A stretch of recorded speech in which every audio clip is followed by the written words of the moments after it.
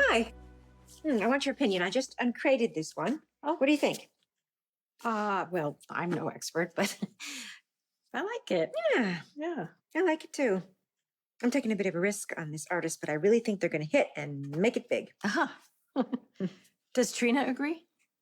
Oh, well, I'll be sure to ask her. Trina has an excellent eye, even when she's not herself. She's still grieving Spencer. I do too. Every time I look at Ace. How could you not see Spencer and Nicholas every time you look at Ace?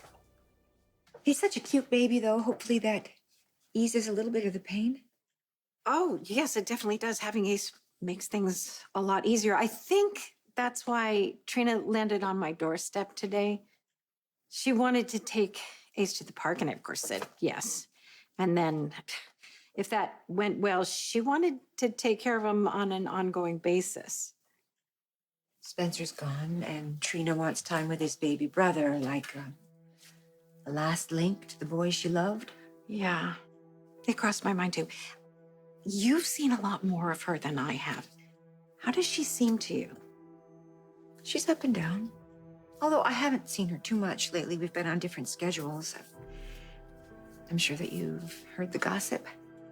I can't say that I have. Gossip about what? Some very small-minded people are trying to make something tawdry out of my living with Sonny.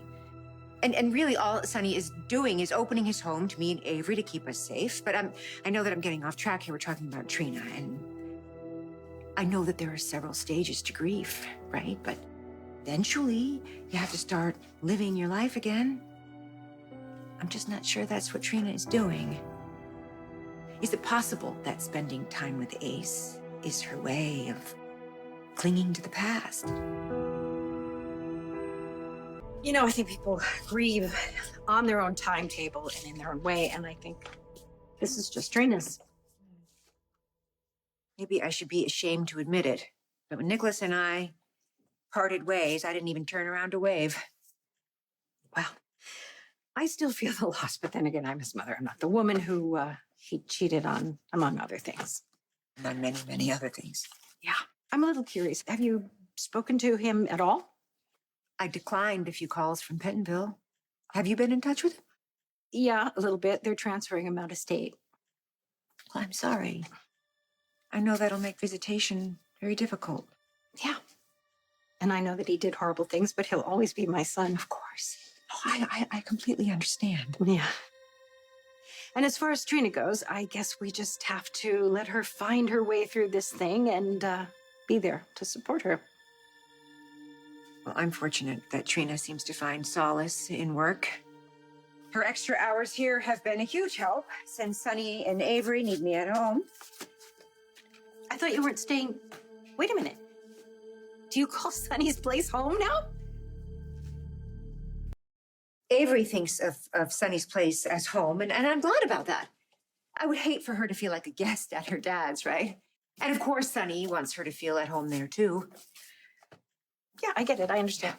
And for obvious reasons, we feel very safe and secure there.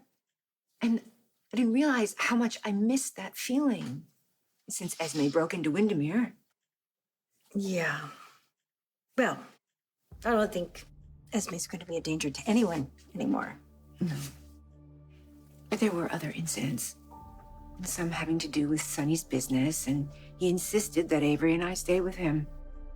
Well, I'm glad he's being careful, and I'm sure it's nice for Avery to be near her dad, but what about you? What do you want?